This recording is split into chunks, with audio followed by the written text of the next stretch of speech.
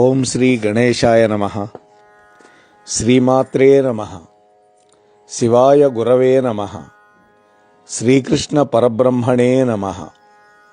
శ్రీ గురుభ్యో నమః. నారాయణం నమస్కృత్య నరం చైవ నరోత్తమం దేవీం సరస్వతీం వ్యాసం తతో జయముదీరయేత్. సచ్చిదానందరూపాయ విశ్వోత్పత్యాదిహేతవే తాపత్రయ వినాశాయ శ్రీకృష్ణాయ వయం నమః.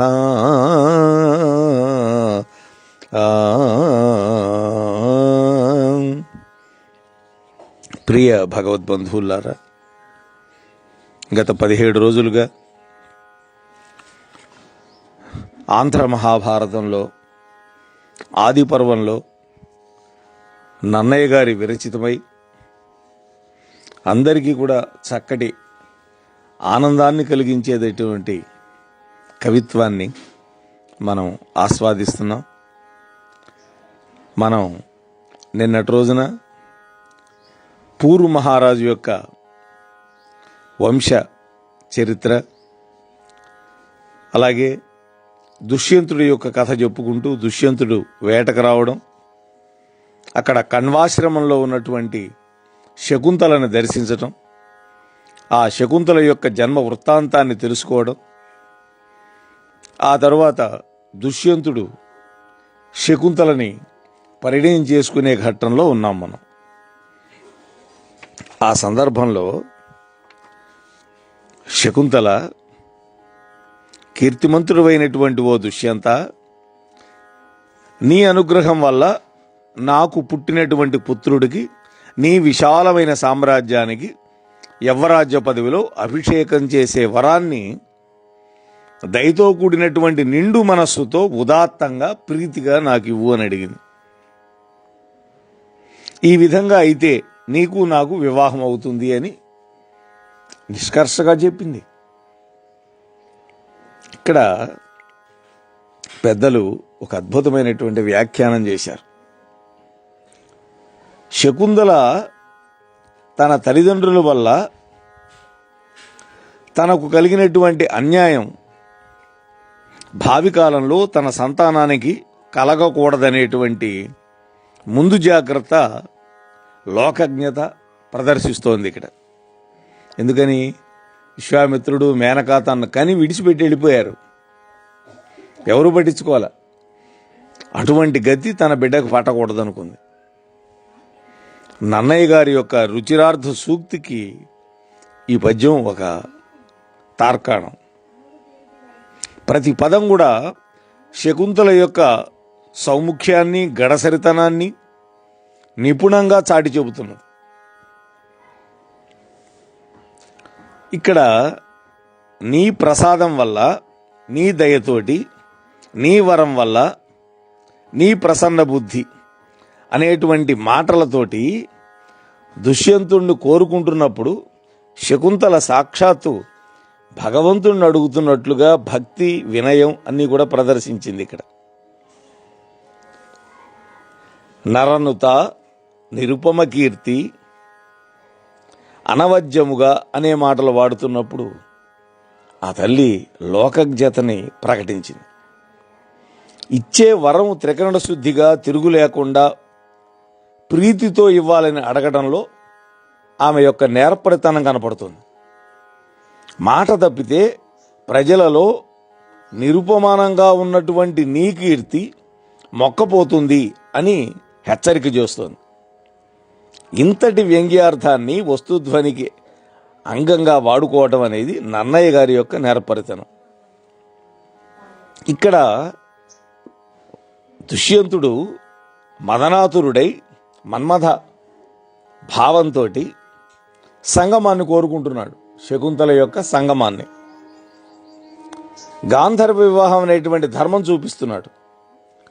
ఆ తర్వాత సంగతి మాట్లాడటల్లా, అంటే తన కోరిక తీర్చుకొని వెళ్ళిపోతాడని. శకుంతల తనకు తన సంతానానికి భద్రత కోసం దుష్యంతుడి యొక్క అనురాగాన్ని పరీక్షించడం కోసం ఈ వరం అడిగింది. నీకును నాకును సంగమం బగున్ అనడంలో ఆమె గాంధర్వ విధిని అంగీకరించింది. అతడి యొక్క సంగమాన్ని మనసారా కోరుతున్నట్లు కూడా వ్యక్తపరిచింది. ఆమె మాటల్లో ఎంతటి చొరవ ఉందో అంతటి బిగువు కూడా ఉండడం ఇక్కడ నన్నయ్య గారి యొక్క రచనా వైదుష్యం. రాజ్యసభలో ఈ వరమే చర్చనీయాంశం అవుతుంది భవిష్యత్తులో. కాబట్టి శకుంతల యొక్క కథలో ఈ పద్యం త్రాసులో ముళ్ళు లాంటిది, బ్యాలెన్స్.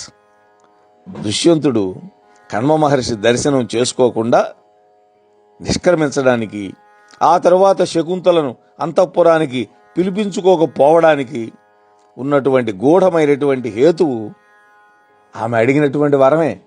నా బిడ్డను రాజుగా చేయాలంది. ఆమె పెద్ద కోరిక కోరింది. అది పుత్రుడు పుట్టినప్పుడు ఫలిస్తుంది. పుత్రుడు పుడితే ఆమె తెలియపరచాలి. యవ్వరాజ్య విషయం ఆ తర్వాత మాట. ఇట్లా ఎన్నో సన్నివేశాల పరంపరతోటి రాబోయే కథ నడవాలి. శకుంతల గతంలో ఉన్నటువంటి స్వీయ భద్రతా విషయకమైనటువంటి అనుమానం ఏదైతే ఉందో అది భావి కథలో ఒక గండంగా పరిణమించబోవడం ఇక్కడ వస్తుధ్వని విశేషంగా మనం భావించాలి. ప్రసాదము, ప్రసన్న బుద్ధి అనేటువంటి రెండు పదాలు నన్నయ్య గారి రచనలో ప్రధానంగా కనపడేటటువంటి ప్రసాద గుణాన్ని, ప్రసన్న కథ కలితార్థ యుక్తిని కూడా మనకి జ్ఞాపకం చేస్తున్నాయి. ఇది ఈ మాటలు విన్నాడు. ఏది? నా కొడుకుని, నా పుట్టబోయే కొడుకుని యవరాజు చేయాలని. శకుంతల మాటలు విని అమిత సంతోషంతో ఆమె కోరినటువంటి వరాన్ని ఇచ్చాడు. ఎందుకని? ఇప్పుడు తన పబ్బం గడవాలి కాబట్టి వరం ఇచ్చేశాడు. గాంధర్వ వివాహం ఆడాడు. ఇష్ట సుఖాలను అనుభవించాడు. ఆ కోమలిని వీడ్కొని నిన్ను వెంట పెట్టుకుని రావడానికి మంత్రులని కణ్వముని వద్దకు పంపుతాను అని ఆమెను సమాధానపరిచాడు. నన్ను ఎప్పుడు తీసుకెళ్తావు అని అడుగుతుంది కదా. ఒప్పించాడు. దుష్యంతుడు తన నగరానికి వెళ్ళిపోయాడు. ఇక ఇక్కడ ఆశ్రమంలో శకుంతల కూడా తాను చేసినటువంటి పనిని తండ్రి అయినటువంటి కణ్వ మహర్షి తెలుసుకొని కోపిస్తాడేమో అని భయపడుతూ ఉంది. తండ్రి చాటు బిడ్డ కదా, ఆమె చేసింది చిన్న పని కాదు. అప్పుడు కొంతసేపటి తర్వాత కణ్వ మహర్షి కందమూలాలను పండ్లను కోసుకొని అడవి నుండి తిరిగి వచ్చి సున్నితమైనటువంటి శృంగార హావభావాలతో సిగ్గుతోటి తల వెంచుకుని భయపడుతూ ఉన్న కూతురు శకుంతలను చూచాడు. దివ్యజ్ఞానంతో జరిగిన కథ అంతా తెలుసుకున్నాడు. ఆమె చెప్పకపోయినా అదే వాళ్ళకు ఉండేటటువంటి దివ్య జ్ఞానం, దివ్య దృష్టి. క్షత్రియులకు గాంధర్వ వివాహం శాస్త్ర సమ్మతమే అని సంతోషపడ్డాడు. సంతోషపడి శకుంతలతో ఈ విధంగా అంటున్నాడు. ఇక్కడ కణ్వుడు కరుణామయుడు, ధర్మస్వరూపుడని శకుంతల చెప్పింది. ఎవరికి? దుష్యంతుడికి. ఆమె మాటలను ఆ మహర్షి తన యొక్క ప్రవర్తన ద్వారా నిరూపించుకున్నాడు. ఇక్కడ తనకు తెలిసింది కూతురు చేసిన పని, కానీ ఒక్క మాట మాట్లాడలేడు, తిట్టలేదు కదా. ఏమన్నాడో చూద్దాం. బిడతో అంటున్నాడు శకుంతలతోటి, తల్లి నీ కులగోత్ర సౌందర్యములకు తగిన పతి కంటి దానికి తగగ గర్భమయ్యే నీదు గర్భమునవాడు అఖిల భువన వహన మహనీయుడగు చక్రవర్తి సుమ్ము. ఇది మహర్షి యొక్క అద్భుతమైన మాట. అమ్మా, నీ కులగోత్రాలకు అందచందాలకు తగినటువంటి భర్తని నీవు పొందగలిగావు. దానికి తగినట్లుగా నీవు గర్భవతి కూడా అవుతున్నావు.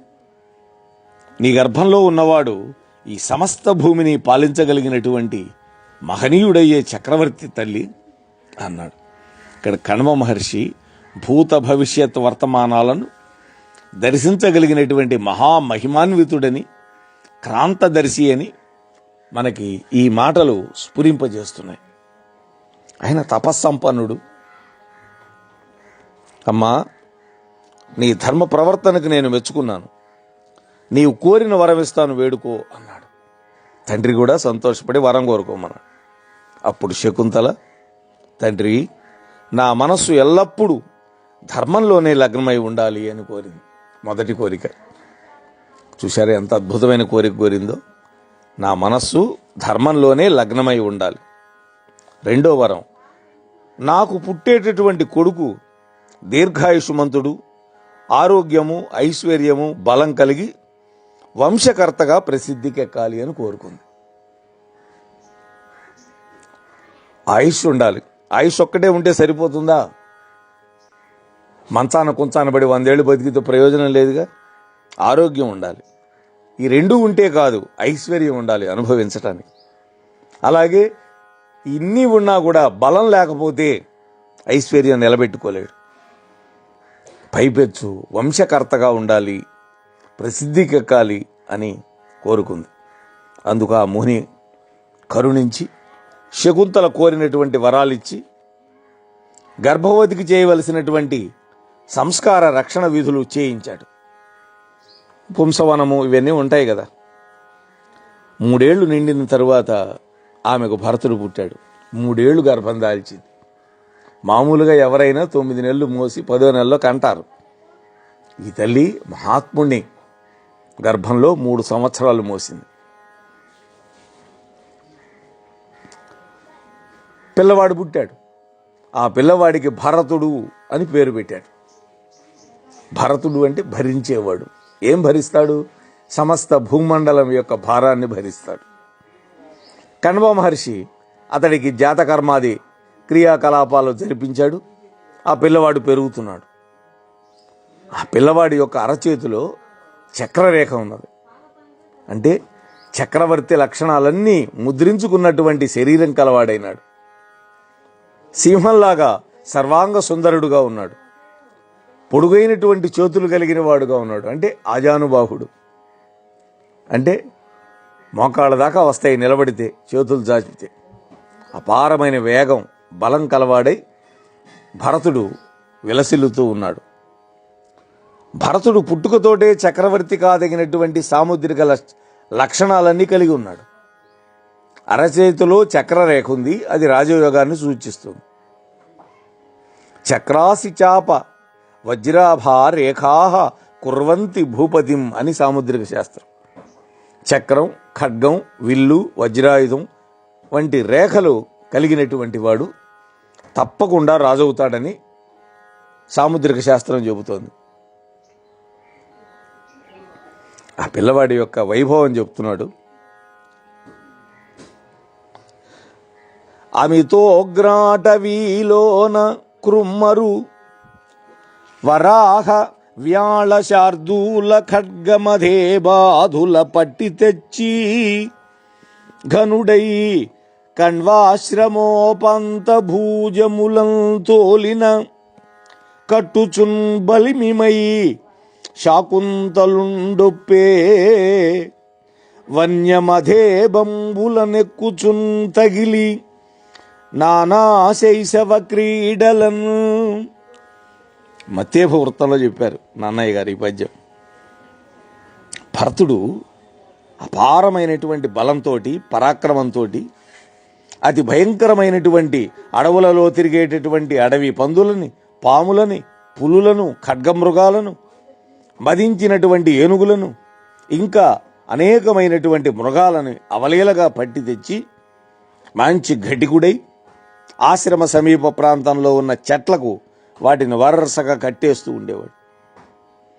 ఆసక్తితో అడవిలో తిరిగే మదించిన ఏనుగుల మీద ఎక్కి స్వారీ చేస్తూ తన యొక్క బాల్య క్రీడలను అనేక విధాలుగా ప్రదర్శిస్తూ ఉన్నాడు ఆ శకుంతలాదేవి యొక్క పుత్రుడైనటువంటి భరతుడు.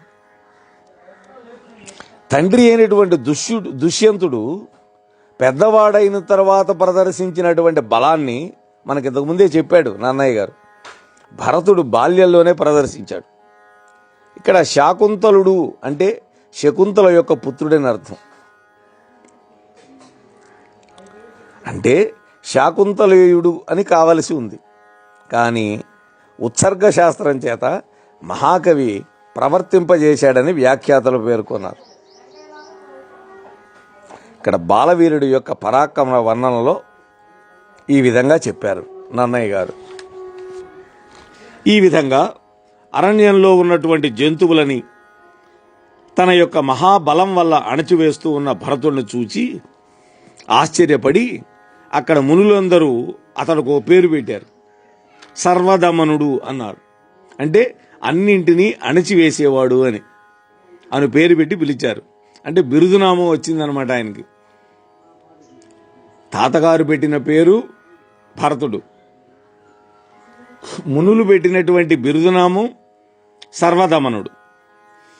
కణ్వ మహాముని కూడా ఆ బాలుడి యొక్క ఉదాత్తమైన తేజస్సుని, రూపాన్ని, పరాక్రమ గుణాలను చూచి సంతోషపడి ఈ పిల్లవాడు సమస్త రాజ్యానికి యువరాజుగా ఉండదగినటువంటి సమయం వచ్చిందని భావించాడు.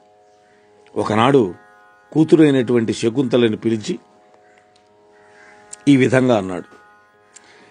అమ్మా, ఎట్టి సాధ్వులకును పుట్టిన ఇండ్లను పెద్ద కాలమునికి తద్దతగదు, పతుల కడనయునికి సతులగు ధర్మువు, సతులకేడుగడయు పతుల చూవే. ఒక అద్భుతమైన సూక్తి చెప్తున్నాడు ఇక్కడ నన్నయ్య గారు కణ్వ మహర్షి ముఖతః. అమ్మా, ఎటువంటి పతివ్రతలకైనా కూడా పుట్టింట్లో ఎక్కువ కాలం ఉండడం మాత్రం ఏమాత్రం మంచిది కాదు తల్లి, ఉచితం కాదు. ఇల్లాళ్లకు భర్తల దగ్గర ఉండడమే ధర్మం. భార్యలకు భర్తలే సర్వరక్షకులు అని అన్నాడు. నన్నయ్య గారి యొక్క సూక్తి నిధిత్వానికి ఈ పద్యం చక్కటి ఉదాహరణ. అందుకనే పుట్టింటికి చుట్టం చూపుగా వెళ్ళచ్చు, అంతే తప్ప అక్కడే తిష్టయ్యకూడదు అని ఈ రోజుల్లో ఉండేటువంటి ఆడవాళ్ళకు కూడా చెబుతున్నాడు. కారణం లేకుండా ఉండకూడదు. ఏదైనా కారణం ఉంటే ఉండొచ్చు. అక్కడ తల్లికో తండ్రికో ఒంటో బాగా లేకపోతేనో ఇంకేదో వాళ్ళ ఇంట్లో తమ్ముడికో లేకపోతే అన్నయ్యకో పెళ్ళి అవుతుంటూనో అటువంటి సందర్భాల్లో ఆడపిల్ల ఉండాలి. అక్కడ తప్పు కాదు. వీడెప్పుడు మాటికి పోయి అక్కడ కూర్చోవటం, భర్తను విడిచిపెట్టి, అది మాత్రం ధర్మం కాదు. అమ్మా, ఇప్పటికే సంవత్సరాలు గడిచిపోయినాయి అనే ఉద్దేశంతో చెబుతున్నాడు. ఇక కణ్వ మహాముని శకుంతలాదేవిని దుష్యంతుడి దగ్గరికి పంపించే ఘట్టం. కాబట్టి తల్లి, నీవి కుమారుణ్ణి తీసుకుని నీ భర్త దగ్గరకు వెళ్ళు అని గొప్ప తపస్సులైనటువంటి శిష్యులను కొందరిని తోడిచ్చి పంపించాడు. శకుంతల కూడా భరతుడిని వెంట పెట్టుకుని దుష్యంతుడి దగ్గరకు వచ్చి సామంతులు, మంత్రులు, పురోహితులు, ప్రధానులు, పౌరజనులతో కూడినటువంటి సభలో ఆ రాజుగారిని చూచింది. అయితే అభిజ్ఞాన శాకుంతలంలో ఈ ఘట్టంలో కణ్వ మహర్షి తన కూతురుకు చేసినటువంటి బోధ, పెళ్ళయిన తర్వాత అత్తగారింటికి పంపించేటటువంటి తల్లిదండ్రులు ఏ విధంగా చెప్తారో అది కరుణ రసాత్మకమైనటువంటి విధంగా రచించారు అభిజ్ఞాన శాకుంతలంలో మహాకవి కాళిదాస్ గారు. అయితే నన్నయ్య గారు ఇక్కడ అవేమీ చెప్పలేదు, నేరుగా పంపించినట్టుగా చెప్పాడు. పూర్వం తండ్రి యొక్క ఆశ్రమంలో అపూర్వంగా తన యొక్క భర్త అయినటువంటి ఆ దుష్యంతుడు తన పట్ల చూపినటువంటి వలపుని, ప్రేమని, ఆదరాన్ని, దయని, ఆసక్తిని అప్పుడు ఆయన చూపించలా. ఈ అమ్మాయిని చూశాడు, పిల్లవాడిని చూశాడు, ఎరగనట్టే ఉన్నాడు, ప్రవర్తన ఎప్పుడూ చూడనట్టుగా ఉన్నాడు. అప్పుడు ఆమె హృదయంలో ఏమనుకుందో చెబుతున్నాడు. ఇక్కడ కణ్వాశ్రమంలో దుష్యంతుడు శకుంతలని గాంధర్వ వివాహం చేసుకున్న ఘట్టంలో ఆ దుష్యంతుడి యొక్క పాత్రలో పోషించినటువంటి భావక్రమాన్ని వ్యంగ్యంగా నన్నయ్య గారు ఇక్కడ సూచిస్తున్నారు. ఇది కథాకథన శిల్పంలో ఒక భాగం. ఎన్నో ఏళ్ల క్రితం జరిగినటువంటి ఆ ఘట్టాన్ని మధుర స్మృతిగా సమీక్షించింది ఇక్కడ శకుంతల. అన్ని గుర్తు చేసుకుంది. అప్పుడు ఎలా ప్రవర్తించాడు, ఇప్పుడు ఎలా చేస్తున్నాడు. ఆ ప్రవర్తన ఇక్కడ లేకపోయేసరికి ఆమె హృదయం వికలమైపోయింది. ఎరుగడొకో నన్ను మనస్సులో అనుకుంటోంది శకుంతల. ఎరుగడొకో నన్ను ఎరిగియునెరుగని ఎట్ల నుండు నొక్కో ఎడదవ్వడుగున్ మరచనొకో ముగ్ధులధిపులు మరవరే బహుకార్య భారభగ్నులు కారే.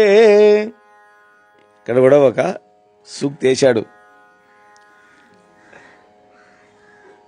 ఇతడు నన్ను గుర్తించలేదా,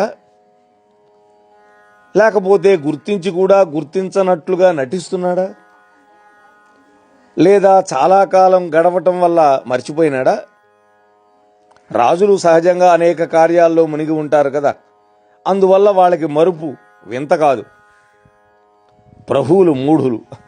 ఇక్కడ అర్థాంతర న్యాసం అలంకారం వేసింది అమ్మవారు.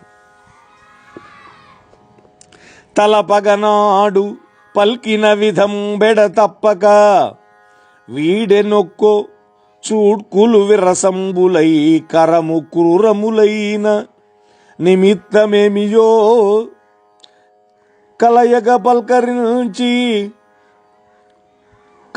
పల్కరించిరి ఉపకారులు నైరని నమ్మియుండగా వలవదు బుద్ధిమంతులు అవప్రియులైన ధరాధినాధుల.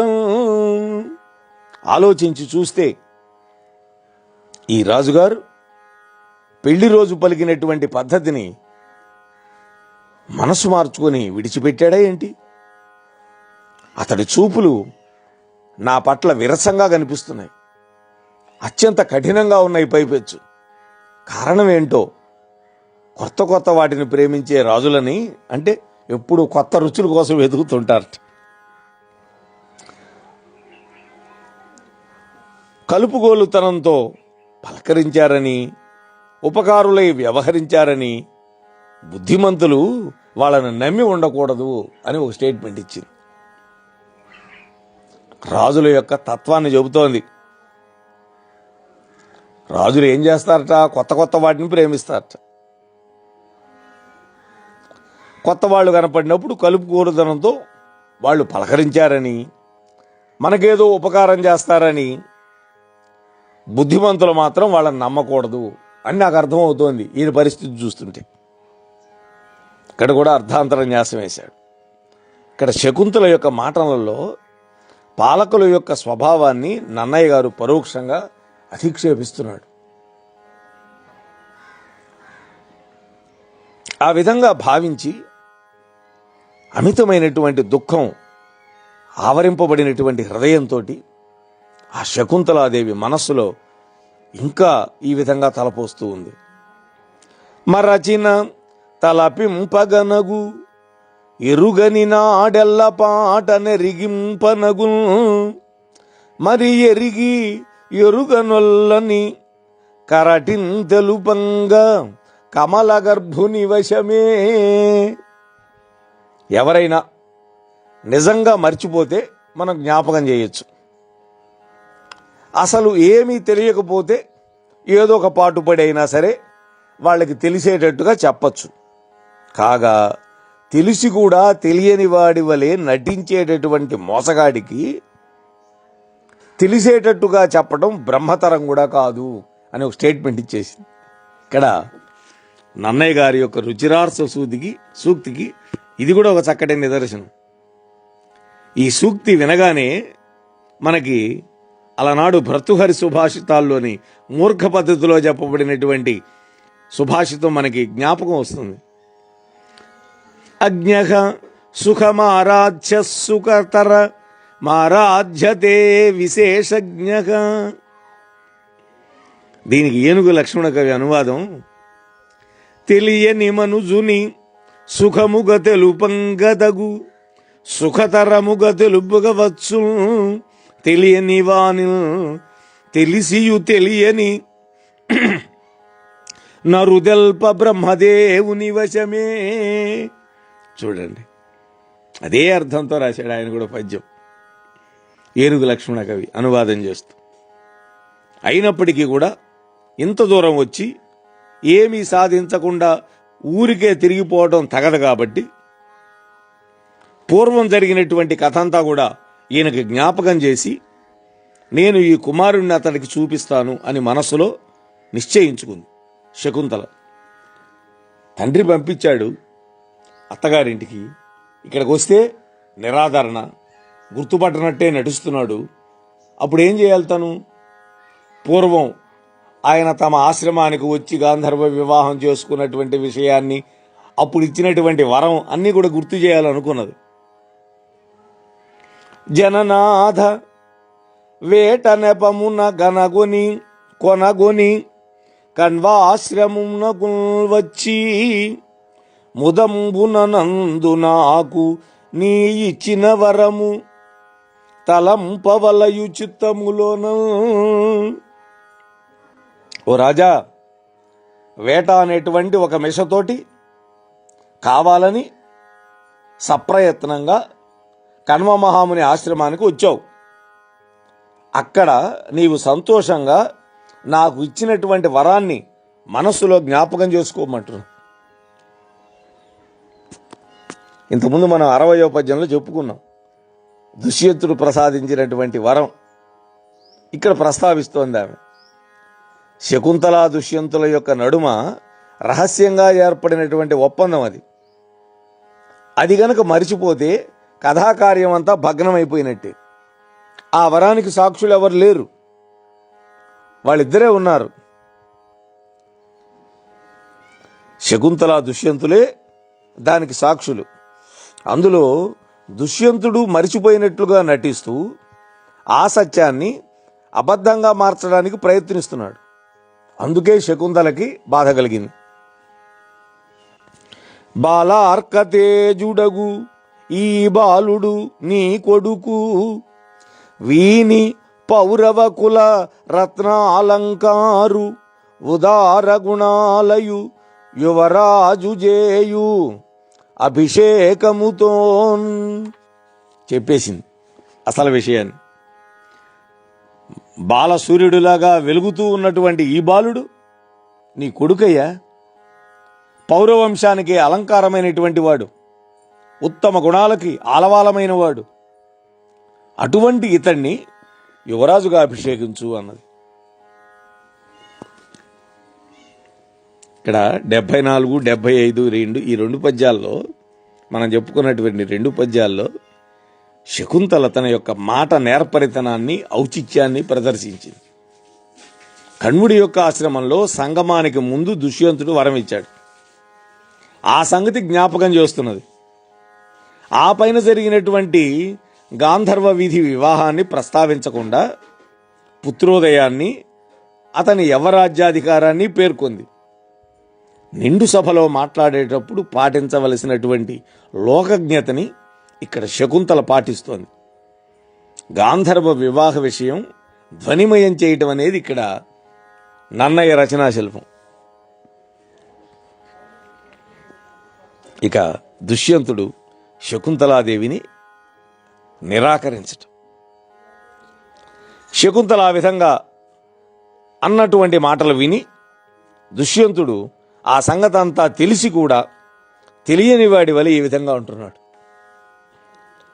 ఏ నెరుగ నిన్ను, అమ్మాయి ఏ నెరుగ నిన్ను ఎక్కడిదానవు, మిన్నకయ అనుచితంబులు పలుకంగానేల అరుగు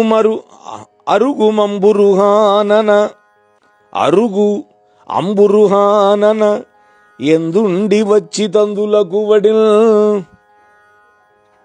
ఓ పద్మముఖి, నిన్ను నేను ఎరగను. అసలు నీవెవరు? ఊరికే ఒప్పనటువంటి మాటలు మాట్లాడతావెందుకు? ఎక్కడి నుండి వచ్చావో అక్కడికే తిరిగి వెళ్ళిపో అన్నాడు నిష్కర్షగా. దుష్యంతుడు పలికినటువంటి మాటలు విని శకుంతల తెల్లబోయింది, చేష్టలుడిగిపోయింది. ఎర్ర మందార పూల రేకులపై నుండి జారుతూ ఉన్నటువంటి నీటి బిందువులలాగా కోపం చేత ఎర్రబారినటువంటి ఆమె యొక్క కన్నుల నుండి అశ్రు బిందువులు కారుతూ ఉన్నాయి. తల వంచుకొని ఆ రాజును క్రీగంట చూపుతులో చూస్తూ ఉన్నది. తల వంచుకొని క్రీగంట చూస్తోంది. మనోవేదనను తనకు తానే అణుచుకుంది. చాలాసేపు విచారించింది. ఆ తరువాత ఆ రాజుతో ఈ విధంగా పలికింది. ఇక్కడ తీవ్రమైనటువంటి దుఃఖం వల్ల కలిగే వైవర్ణ్యం, స్తంభం, అశ్రుపాతం. ఇక్కడ ఆమె వివరణ అయిపోయింది, అంటే తెల్లబోయింది.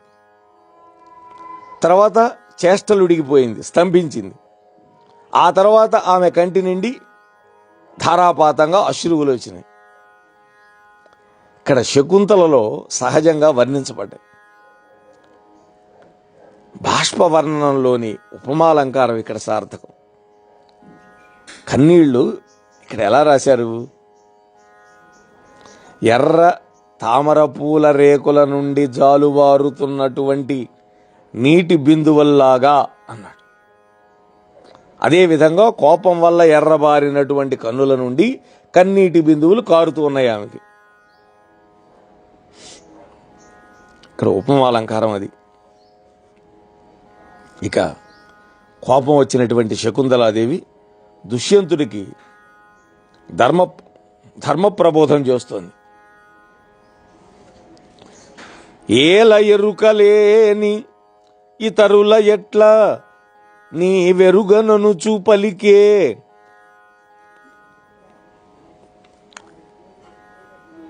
ఎరిగి ఎరిగి ఏన కాని దీని నెరుంగరిందరులని తప్పబలుకునగునే ధార్మికులకు నిలదీస్తున్నది. అన్నీ బాగా తెలిసి కూడా నాకు తెలియదని ఎవడో తెలియనటువంటి ఇతరుల వల్ల ఎందుకు మాట్లాడతావు? ఇక్కడ దీనిని నేనే కాని ఇతరులు ఎవ్వరూ ఎరగరని, అంటే సాక్షులు లేరని ధర్మాత్ములైన వాళ్ళు అబద్ధం ఆడవచ్చా? మీరు ధర్మాత్ములు. మన ఇద్దరికీ మధ్య జరిగినటువంటి దానికి సాక్షులు లేరని మీరు ఈ విధంగా అబద్ధాలు ఆడచ్చా?